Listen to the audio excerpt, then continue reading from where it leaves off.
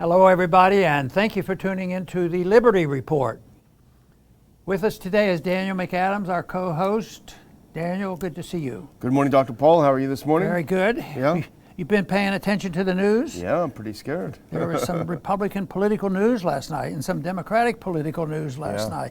But we don't follow politics unless they're important, unless it affects the economy. And nothing they do would affect the economy because we're in a free market economy and we let interest rates be market oriented and we don't have to worry about things. We have sound money and freedom of choice. So, but every once in a while they'll do something and they'll mess it up. But anyway, there was a political event last night, and you recall, and we still are at times critical about the police when they have no-knock break-ins and search and things. They don't have search warrants and abuse, when they do. And there was a fair amount of that. But I think the riots of what was going on in the inner city and denying even decent police defense, that sort of has changed. We don't hear so much about that. But we still have the same problem of abuse of the police. And I remember being taught as a kid, I don't know who my teacher was, but they said the worst thing to have is a crooked policeman. And I think we have some crooked federal policemen. And what I'm talking about, because we certainly don't have any policemen carrying guns from the federal government, because that's not in the Constitution, except for a couple 100,000. And there'll be a few more added to that now that they're going to give more guns to the IRS agents. But the police I'm talking about right now, we've talked a lot about the CIA and how they abuse their police powers by running roughshod in secret over foreign policy that before you know it, we're in a war, which is going on right now, the events. We actually get involved in coups and things like that. But what we want to talk now for a minute about is this whole thing about Trump is a suspect now, and he's probably they're arguing, the Democrats, and they would never lie. They would never lie. They're arguing that he's done some very, very bad things, and I think I read one place where they had 40 agents go out, to raid his place, and one person was caught with a rifle, and Trump wasn't even in there, but the whole thing is, they went in there and took his safe and everything. So he must have committed a very, very bad crime for that to happen. But for some reason, as we go along with this discussion, I'd like to make the point, I don't know whether the Democrats are going to be all that happy when the dust settles. It's it's unprecedented for sure to have an FBI, as you say, kind of a no-knock raid on a former president. And you would ask, well, what has he done? Is he video himself smoking crack cocaine? No, that was the president's son. Or having other activities. So I think this is going to be an iconic photo. If we can put this first one up. This is the entrance of Trump's house. And here is a federal agent with a machine gun at the entrance to Trump's house. What was it they were looking for? Well, they were looking for some presidential papers that hadn't been turned into the National Archives yet. That was the sum total of what they were doing by sending these armed agents to break into his house. As you say, they literally brought a safe cracker and they broke into his safe. It was empty. There was nothing in it. So this whole idea that you send in these armed federal agents with machine guns to get some presidential papers, I don't know what the political fallout is going to be from this. Well, I think it could be very negative. Remember, and I know you do, is what happened when they decided to use COVID as an instrument for cracking down on the people's liberties, and that turned into be a monster. But there was a time when the people turned against that, and right now most people know that it was a farce, and they've backed away from that. Yet they're still. The far left is still trying. They're looking to have lockdowns over monkeypox and all that stuff. But the lies that are told, and this effort. But I think just like they got tired of the lockdown with COVID, I think the people are going to get tired of this stuff too, because so many challenges.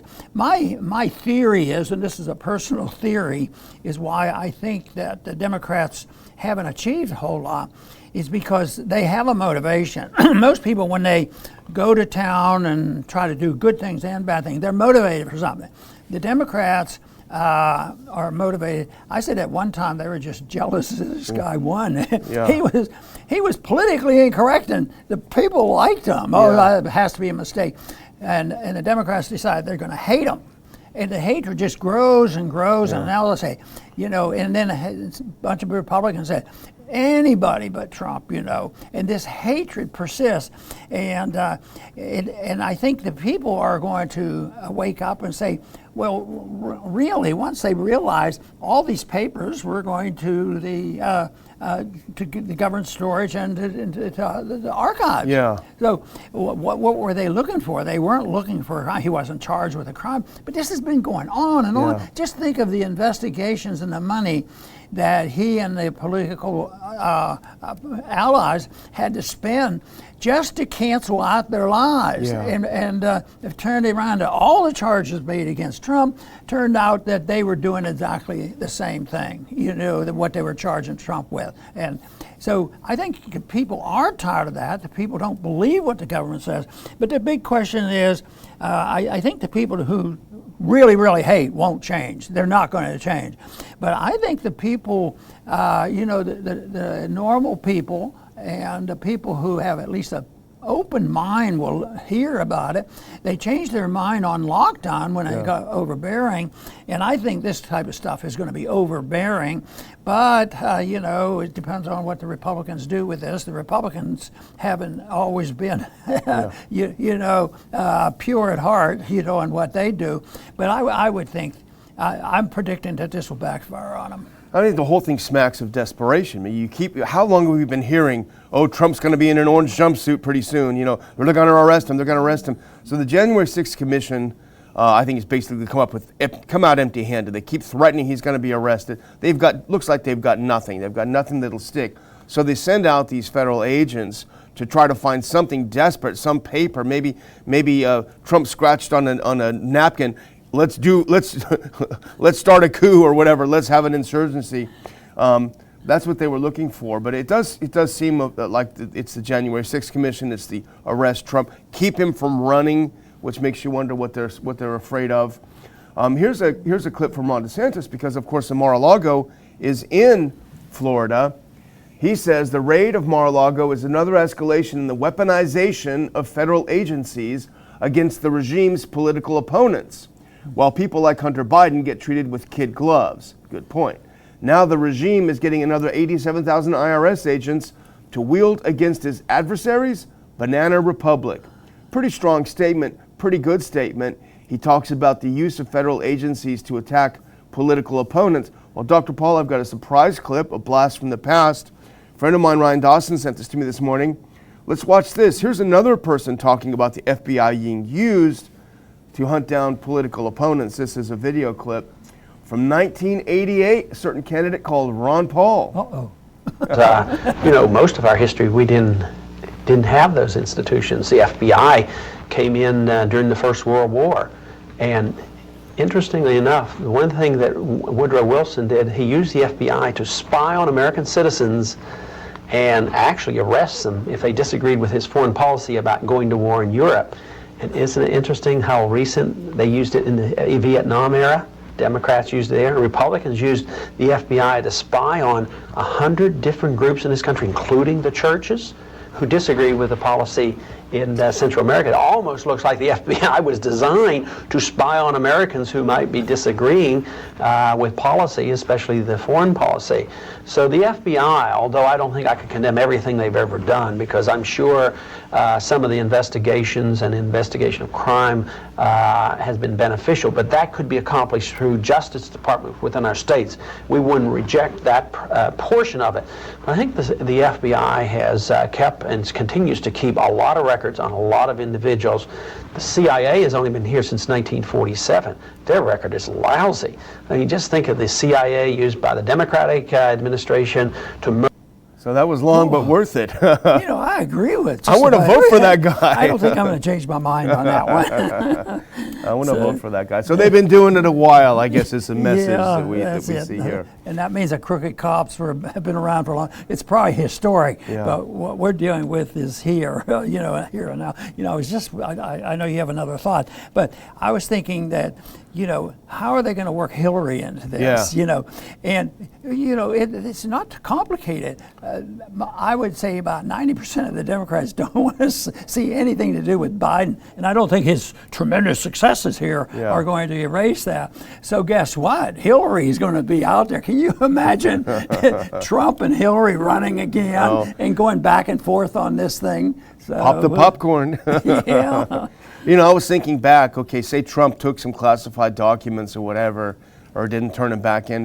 What did that happen in the past, and what happened to the people who did that? Well, it wasn't that long ago, and I know you remember this, Dr. Paul. Let's put up this next clip. This was back in 2003. Remember Sandy Berger? He was the President Clinton's national security advisor. He went into the National Archives. That's what we're talking about, National Archives. He stuffed some documents in his sock. He hid them under a construction trailer. Then he snipped them up with scissors to try to hide them because he was going to appear before the 9/11 Commission to talk about warnings that they had been getting, that Clinton had been getting, that there was going to be an attack. So this is pretty blatant. He goes in there, he hides them in his sock, he rips them up, he destroys this. So what happened to him? Did they raid his house? No, he wasn't even arrested. Put up the next one if you can. He just said it's an honest mistake. No big deal. He wasn't arrested. And in the end, he did have to pay a fine, and he had to do a little community service. He may have been over here on the 288 picking up trash at one point, who knows. But he got a slap on the wrist for literally destroying potentially incriminating documents from the National Archive. Trump, maybe he's got a couple boxes somewhere. Machine gun federal agents. Yeah, the way I look at this, it could be an honest mistake, but he doesn't even believe in truth. Yeah. So, if it doesn't work out quite so well, it's just a mistake. It has nothing to do with doing the right thing, that's existing. Well, I guess we should move on because another day, another few $1 billion. Let's put up that next clip. The biggest, I think, tranche yet of money sent over to Ukraine, even as that war continues to go very badly. And even as corruption continues to be evident in the people that we are giving money to, the Biden administration is not dissuaded from giving even more of our money. $5.5 billion. And from that money, if we could put on the next one, $4.5 billion is for budgetary support. I'm really glad, Dr. Paul, that we don't have a recession, because otherwise that money might have come in handy to help us out. Boy, that's for sure. They're worrying in a way. It's a border war going on over there. Where Ukraine's borders with Russia and all this, and some people might even argue that a little bit of this money, of course, most of it should go back to the taxpayers. But if you're going to have the $4.5 billion, people love this when they hear it. Why don't they spend it looking at our borders, maybe trying to figure out that problem? Boy, I'll tell you what, about 80% of Americans or more would agree with that. And that's one thing that even the lefties are starting to realize. As soon as they start seeing people busing into their district. That's why the people have become a problem in Texas. Why sending them to Washington? Maybe San Francisco will open up their doors. Maybe Hollywood will come along and say, send them over to us. We'll take care of them. Yeah. Well, I just can't believe that this will be a political winner at the end of the day. We talked yesterday a little bit about the CBS report that they promptly disappeared, which is that 70% of the weapons that we send over there are not getting to where they should be. And in fact, I saw some clips from that forbidden CBS report.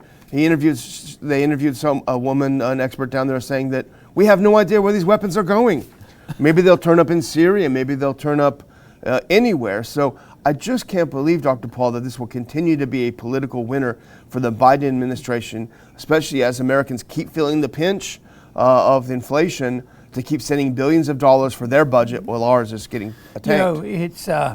it might be a benefit to maintaining the dollar as the reserve currency of the world, because these weapons, when they're exchanged, and when you measure this, they measure it in U.S. dollars, and here they're selling these weapons here and there. It's almost like a different world, strange and remote from the average person who needs to be working in a freer environment. No, it's going to be all this weapons. The weapons become, almost like money as they transfer them, but they're based in dollars, and the payment is due, the payment is coming due, and our taxpayers of America ultimately will be paying it. I think they're right now in the early stages of paying for these excesses that have been going on for a good many years.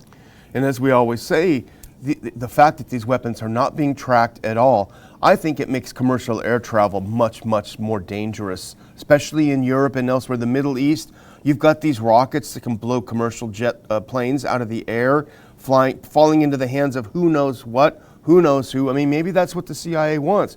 You always say, and I think very correctly, that they want chaos, and there's no better way to get chaos than to dump tons and tons of weapons all over the world. Yeah. And it moves quickly. I was impressed with how quickly the weapons went from Libya up to Syria. Yeah. Well, we can use them someplace else. Yeah. Pay off the politicians. So. Well, here's an interesting thing, kind of in a related way, and this is our last story for the day. If we can put that next one on, all of a sudden, now this is from Politico. I've seen one in the Washington Post and MSN.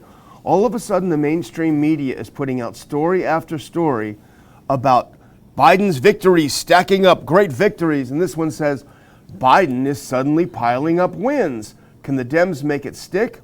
And you noticed this morning, you looked a little bit beyond the headlines, and these quote-unquote great wins were basically all massive spending bills going through a Democrat-controlled Congress. Yeah. Even the one that is supposed to Inflation Reduction Act, that's the biggest farce in the world, and spending billions and billions of dollars that has to be printed by the Federal Reserve to cover it, and they think that is.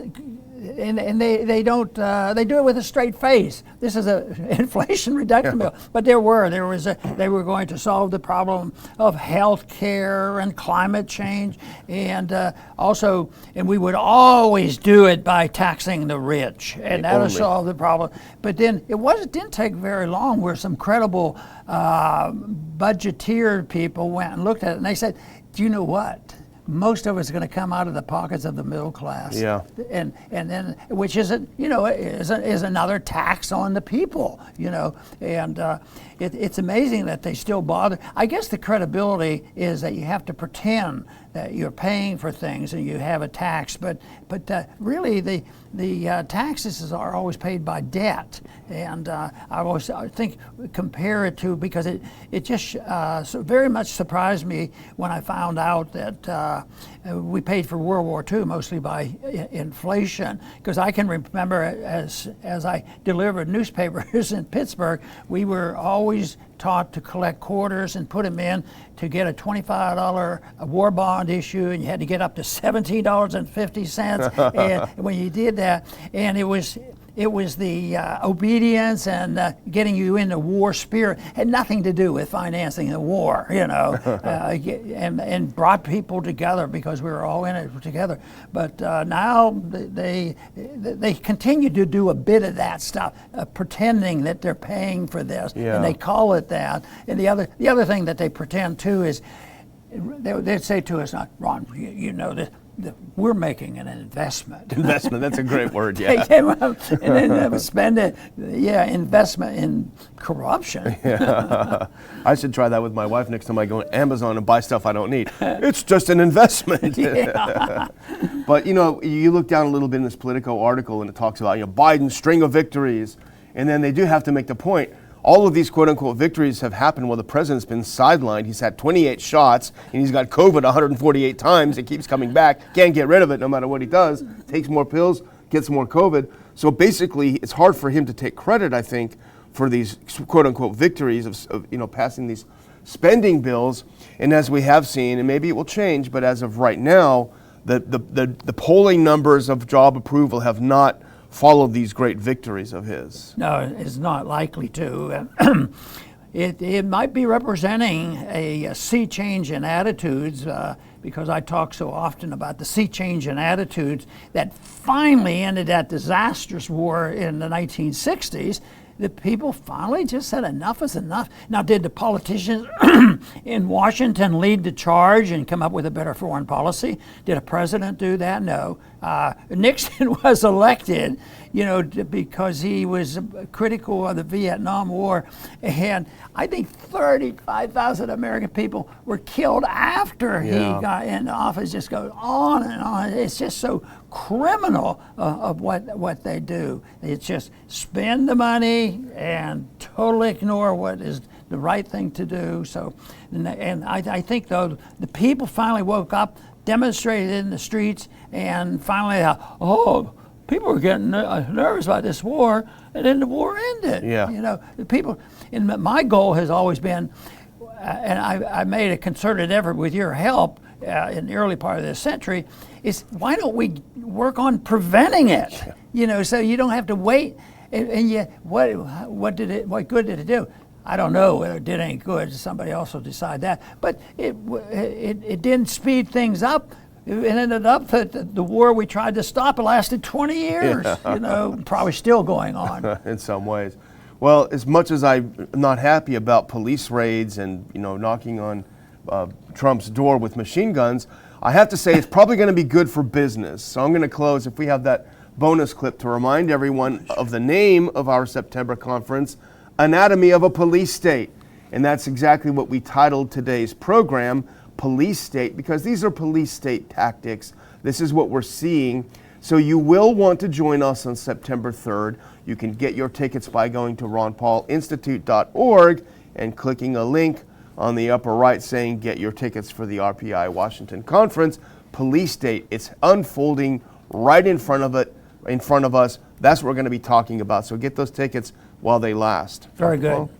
And once again, our goal is to get information that we can rely on and do our very best to understand what is actually true.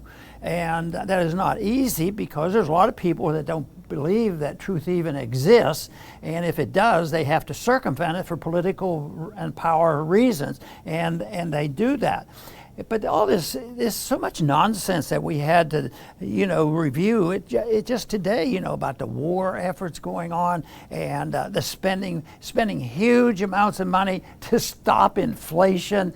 I mean, it's so ridiculous. And people say, well, and then they argue about inflation. Well, it is a little confusing, so we're going to change the definition of what a depression and a recession is. They just change this. Everything is already, they do not have a unit of account socially and morally, and they don't have a unit of account in the financial system. And until you have an anchor, this is chaos, and that's what we get. And the big question is for the longest time, I just wouldn't even touch the thought that there was some effort to provoke and get us involved in World War I and World War II. That's beyond, any comprehension. But, there's so much evidence for that. And I think there'd be people who would, because they've stated it, they're more blunt. The Marxist system has always said that they have to rebuild, but we have to get rid of this capitalism stuff. Well, it looks like we don't have much capitalism to really get rid of, but we still have a problem. We have a remnant of our freedom lovers, and we do have, in spite of all our restrictions, we still can speak out and motivate people. And we also see some openings, just like as bad as COVID and the lockdowns were, people did become more awakened about what was happening. And right now, I think they see through the nonsense that you can't solve the problem of inflation if you continue to spend money, run up debt, and then print the money to pay for the problems. And then the real tax is passed on by higher prices to the middle class. That is not complicated, and it's something that everybody has been not taught. That is what is ignored in our schools, grade schools on up. that what inflation is all about. Oh, prices are going up. Labor unions demanding too much wages. And the businessman, too much profits. We need to restrict all this.